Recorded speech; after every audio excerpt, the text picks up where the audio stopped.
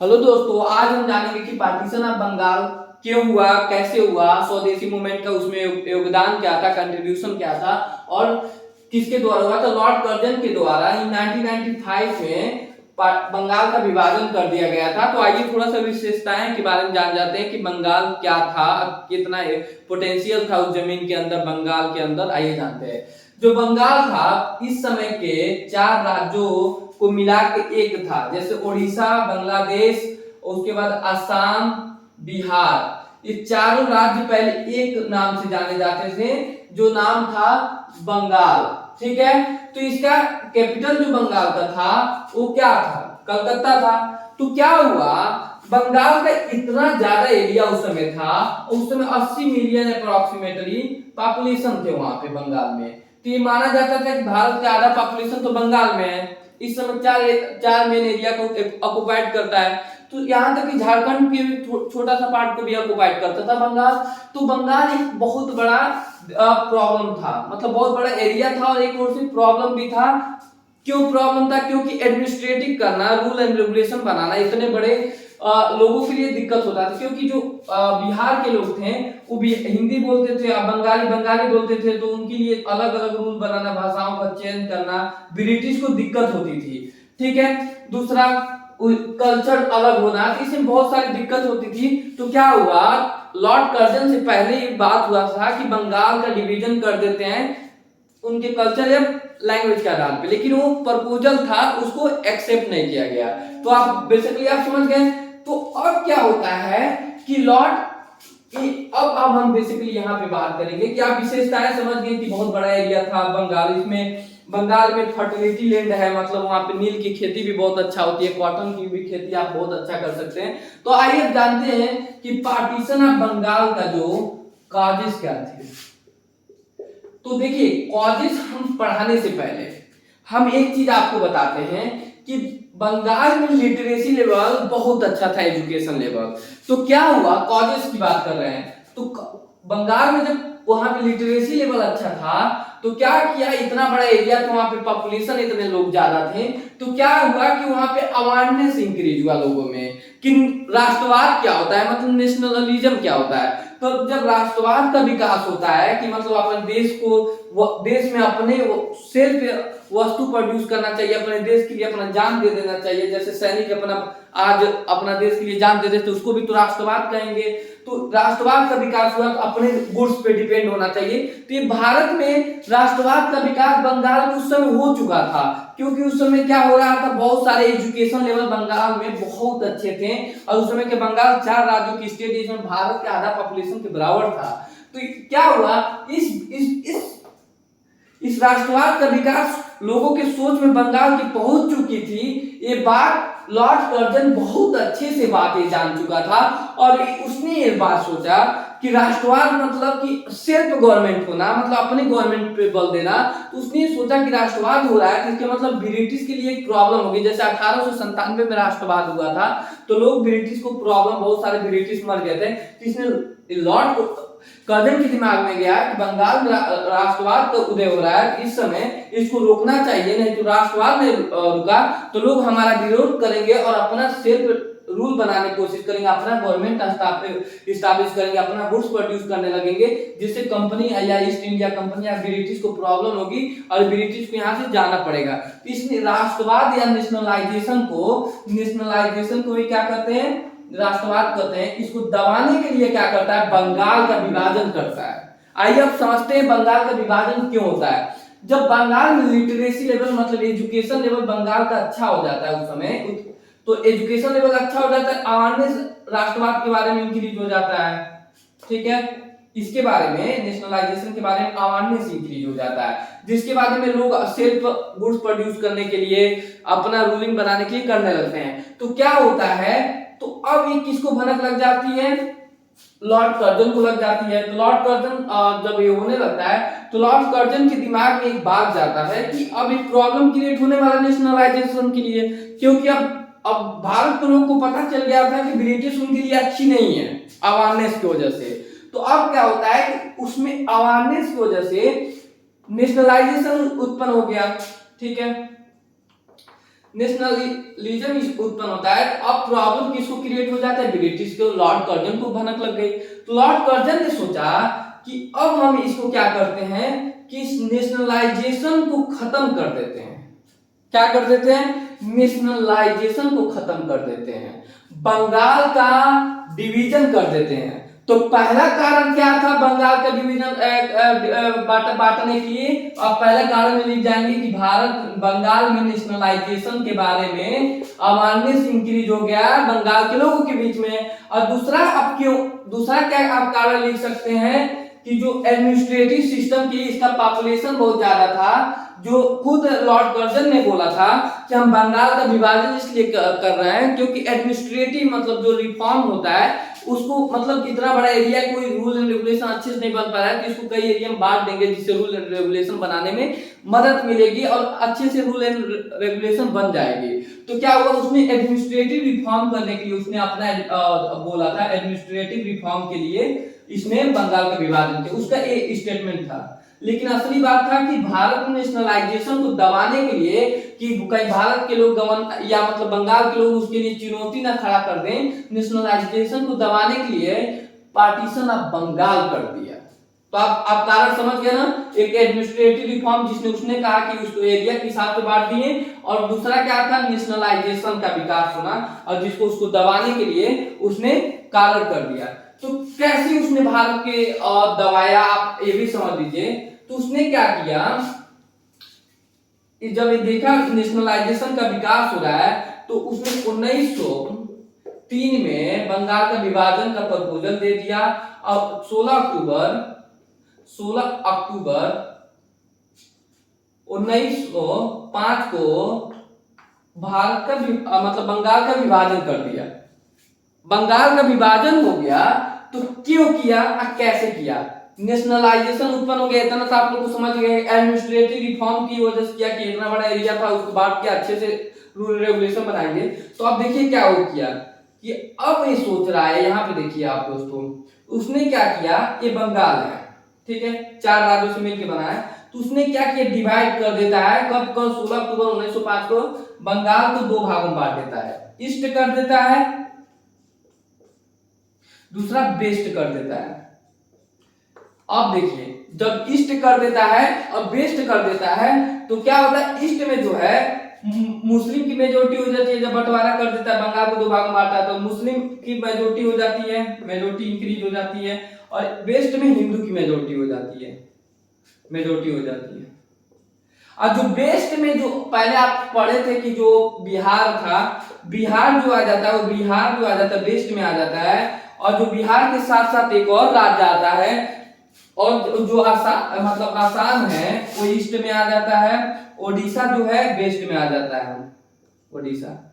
ये सब राज्य, ये दोनों वेस्ट में कौन कौन आ, बिहार ओडिशा आ जाते हैं, और ईस्ट में कौन आ जाते हैं, आसाम आ जाता है, वेस्ट बंगाल आ जाता है। तो इस हिसाब से बंटवारा कर देता है, और इसका एक चाल गेम खेला जाता है कि अगर इन दोनों का हम बंटवारा कर दिया तो अब क्या करता है कि ये सोचता है कि हम क्या करेंगे कि इसको इससे लड़वा देंगे, हिंदू को मुस्लिम से लड़वा देंगे, मुस्लिम को हिंदू से लड़वा देंगे। किस बेस पे लगाएंगे, कास्ट सिस्टम के। जैसे मुस्लिम धर्म में सुअर का मांस बहुत अपवित्र माना जाता है, ठीक है, तो पवित्र माना जाता है। तो क्या करता है कि उसने सुअर के मांस को सोचा कि हम सुअर के मांस को क्या करेंगे, वो फेंक देंगे मंदिरों में, अब मंदिरों में सुअर के मांस को मस्जिदों में फेंक देंगे मुस्लिमों में, और क्या करेंगे बंटवारा करने के बाद, और हिंदुओं में फेंक देंगे, हिंदुओं में मांस फेंक देंगे गाय का। इससे दोनों आपस में लड़ने लगेंगे एक दूसरे से करके। और जो नेशनलाइजेशन का विकास, मतलब राष्ट्रवाद का विकास हुआ था यूनिटी के कारण मुस्लिम हिंदू में बंगाल में, अब वो खत्म धीरे धीरे हो जाएगा, क्योंकि ये दोनों आपस में लड़ जाएंगे तो नेशनलाइजेशन का विकास हो जाएगा, खत्म हो जाएगा। अब आराम से दोनों जो ब्रिटिश गवर्नमेंट है या लॉर्ड कर्जन है आराम से रूलिंग करते रहेंगे, इस दोनों को एक दोनों के साथ मिलके लड़वा के, दोनों को लड़ा के खत्म करके सबको दास बना के रहेंगे। उनका सोच ये था। तो आप बेसिकली आप समझ गए ना क्यों बंगाल का विभाजन हुआ, कौन कौन सा कारण थे। पहला एडमिनिस्ट्रेटिव रिफॉर्म जो उसने स्टेटमेंट में दिया था, नेशनलिज्म। तो आपको बेसिकली आप समझ गए होंगे।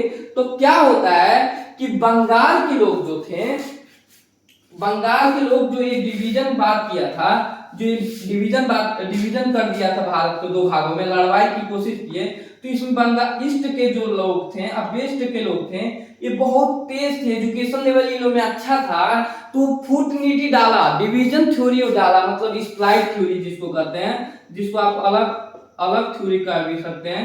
जैसे ब्रिटिश का ये बहुत ही इंपॉर्टेंट थ्योरी है, जब भी ब्रिटिश आया पूरे भारत में हुकूमत किया, इसी थ्योरी किया है कि एक राज्य से मिलाएगा, एक राज्य को दूसरे राज्य से अलग करेगा, और फिर दूसरे राज्य जो कमजोर पड़ जाएगा उसको अपने अंदर कर लेगा। इसी तरह पूरे भारत को हुकूमत कर लिया था। जैसे मान लीजिए कि आपकी दो भाई हैं, आप दोनों भाई तीनों भाई साथ में जा रहे हैं, तो पावर आपका बहुत ज्यादा है, उसी में आप लोग में फूट पड़ जाती है, इसको फूट स्प्लाइट थ्योरी को फूट नीति भी कहते हैं। फूट पड़ जाती है तो क्या होगा, आप लोग अकेले रहने लगे, अकेले जाएंगे तो कोई भी आपको डरवा देगा, लेकिन साथ में बाजुओं में दम होती है। तो ब्रिटिश ने क्या किया, हिंदू मुस्लिम में सोचा कि बंटवारा कर दिया, उसमें सोचा कि हिंदू मुस्लिम में लड़वा देंगे, लेकिन वो पॉसिबल नहीं हुआ। लॉर्ड कर्जन अपन विचारों में पॉसिबल है, क्योंकि बंगाल में एजुकेशन लेवल बहुत अच्छा हो गए थे। 1905 में जब बंटवारा किया दोनों को ईस्ट वेस्ट में, लड़वाने की कोशिश किया धर्म के नाम पे, नहीं हुआ। और क्या हुआ, उसके बजाय ये दोनों एक दूसरे से मिल गए दोनों के लोग, और क्या किए, इसका पार्टीशन ऑफ बंगाल का विभाजन का विरोध करने के लिए स्वदेशी मूवमेंट स्टार्ट कर दिए, स्वदेशी मूवमेंट स्टार्ट कर दिए, स्वदेशी मूवमेंट स्टार्ट कर दिए, जिसके लीडर आप कह सकते हैं बाल गंगाधर तिलक थे, बाल गंगाधर तिलक थे, लाला लाजपत राय थे, ये दो प्रमुख लीडर थे, बिपिन थे, ये भी प्रमुख लीडर, तीन लीडर प्रमुख थे, जो स्वदेशी मूवमेंट स्टार्ट कर दिया। आप चीजों को कनेक्ट कर पा रहे हैं। पहले क्या हुआ, नेशनलिज्म का विकास हुआ, नेशनलिज्म को दबाने के लिए पार्टीशन ऑफ बंगाल कर दिया लॉर्ड कर्जन ने, और फिर उसको दबाने के लिए उसका दोनों धर्म का जब नीति नहीं काम हुआ, दोनों मुस्लिम हिंदू को नहीं लड़ा पाया, एजुकेशन में इन दोनों में अच्छा था, तो जब पार्टीशन करता है तो ये हिंदू मुस्लिम इसका विरोध करने के लिए स्वदेशी मूवमेंट स्टार्ट कर देते हैं। और स्वदेशी मूवमेंट दोस्तों क्या होता है ये जान जाते हैं, स्वदेशी मूवमेंट क्या होता है। तो अब बेसिकली स्वदेशी मूवमेंट अब हम पढ़ेंगे, तो स्वदेशी मूवमेंट जानने से पहले हम छोटा सा और एक चीज आप लोगों को बता देते हैं यहाँ पे कि आप कॉलेज में पार्टीशन ऑफ बंगाल के लिख देंगे एडमिनिस्ट्रेटिव रिफॉर्म, जिसमें स्टेटमेंट में जो दिया था लॉर्ड कर्जन ने दिया था, असली कारण था नेशनलिज्म का विकास होना बंगाल में, उसको दबाने के लिए पार्टीशन ऑफ बंगाल किया था, फूट नीति डालने के लिए। तीसरा अब क्या कर इफेक्ट क्या कर सकते हैं इसमें, इफेक्ट ये हुआ कि जैसे जो पार्टीशन ऑफ बंगाल हुआ, बंगाल का विभाजन हुआ, तो क्या हुआ, लोग क्या हुए, भड़क गए, आंदोलन रिवोल्ट स्टार्ट कर दिया, आंदोलन स्टार्ट कर दिया, किसके खिलाफ, ब्रिटिश के खिलाफ। और दूसरा किया स्वदेशी मूवमेंट स्टार्ट हो गया, स्वदेशी मूवमेंट स्टार्ट हो गया, स्वदेशी मूवमेंट स्टार्ट हो गया। तो आप इसके इफेक्ट में भी लिख सकते हैं आप, स्वदेशी मूवमेंट स्टार्ट हो गया। तो हम बेसिकली यहाँ पे बात कर लिए इसका इफेक्ट क्या हो सकता है, तो दोस्तों आप समझ गए होंगे इसका इफेक्ट क्या हुआ, रिवोल्ट स्टार्ट हुआ, Hindu English first time nationalism का भी विकास हुआ, और स्वदेशी मूवमेंट स्टार्ट हो गया।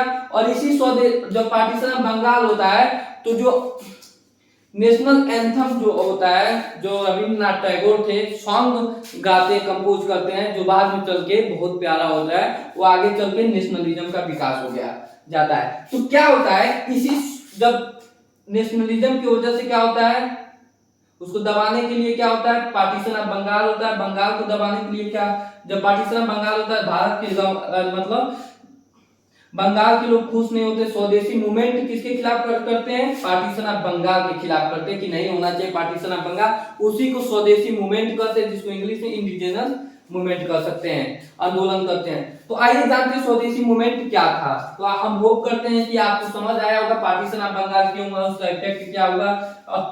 1905 16 अक्टूबर को हुआ था फर्स्ट टाइम प्रपोजल, 1903 में दिया गया था लॉर्ड कर्जन के द्वारा। तो अब क्या होता है, जब स्वदेशी मूवमेंट आता है, स्वदेशी मूवमेंट जब स्वदेशी मूवमेंट आता है तो क्या होता है, स्वदेशी मूवमेंट मतलब कि फॉरेनर का विरोध करना, अपने देश की नीतियों को फॉलो करना, रूल एंड रेगुलेशन को फॉलो करना, और फॉरेनर की कोई भी नीति है उसको विरोध करना। तो स्वदेशी मूवमेंट जब स्टार्ट हुआ तो लाला लाजपत राय, ठीक है, बाल गंगाधर तिलक, ये दोनों प्रमुख लीडर थे, ठीक है। और कांग्रेस जो स्वदेशी नेशनल पार्टी, मतलब नेशनल पार्टी जो कांग्रेस जो 1885 में फॉर्म हुई थी, उसने भी इसमें बहुत ज्यादा साथ दिया। और मुस्लिम लीग का भी गठन हो गया था, मुस्लिम लीग का भी 1906 में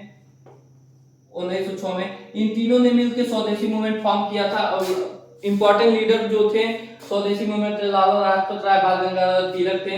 और अब बताते हैं कि स्वदेशी मूवमेंट कैसे स्टार्ट हुआ। जब पार्टीशन हुआ तो स्वदेशी मूवमेंट स्टार्ट हुआ, तो लोग क्या किए, अब देखिए इसका मतलब कौन सा टूल्स यूज किए कि स्वदेशी मूवमेंट में कौन सा हथियार यूज किए विरोध करने के लिए बंगाल के स्वदेशी मूवमेंट में। पहला क्या किए, जो भी मान लीजिए ब्रिटिश जो दाढ़ी बनवाती थी वो क्लीन शेप रखती थी अपने दाढ़ी का, तो क्या किए जो नाव भारत के लोग होते थे वो दाढ़ी बनाना ब्रिटिश का छोड़ दिए, ठीक है। वियर्ड शेप जो भारत के लोग करते थे वो खत्म कर दिए, वो नहीं बनाना छोड़ दिए, तो मान लो बैन हो गया, भारत के लोग छोड़ दिए। दूसरा, बच्चे जो लड़की स्टूडेंट हैं वो स्कूल जाना ही छोड़ दिए। जो ब्रिटिश का स्कूल था वो सीधे अबंडन करने लगे, विरोध करने लगे कि हम स्कूल ही नहीं जाएंगे जो ब्रिटिश के द्वारा बनाया गया, तो स्कूल जाना स्टॉप हो गया।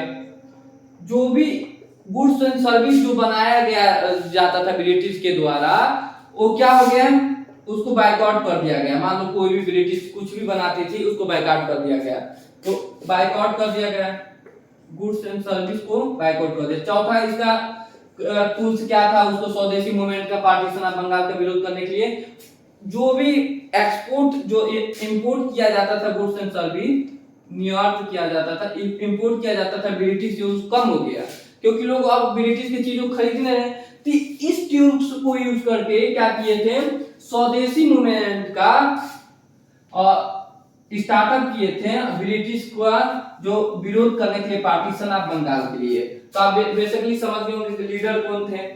तो क्या हुआ स्वदेशी मूवमेंट का इफेक्ट क्या हुआ, ये जान जाते हैं स्वदेशी मूवमेंट का इफेक्ट क्या हुआ। स्वदेशी मूवमेंट का इफेक्ट क्या होगा, स्वदेशी मूवमेंट का इफेक्ट क्या होगा, ठीक है। तो दोस्तों देखिए क्या होता है, लोग पहला क्या करते, बाइकआउट कर देते हैं कपड़े उपड़े का, एक्सपोर्ट इंपोर्ट कम हो जाता है ब्रिटिश का। दूसरा क्या होता है, मुस्लिम लीग का गठन हो जाता है, मुस्लिम लीग का गठन हो जाता है, फॉर्मेशन हो जाता है 1996 में। इसका इफेक्ट होता है, कांग्रेस जो है दो भागों में बढ़ जाती है, नरम दल एक गरम दल, ठीक है। कांग्रेस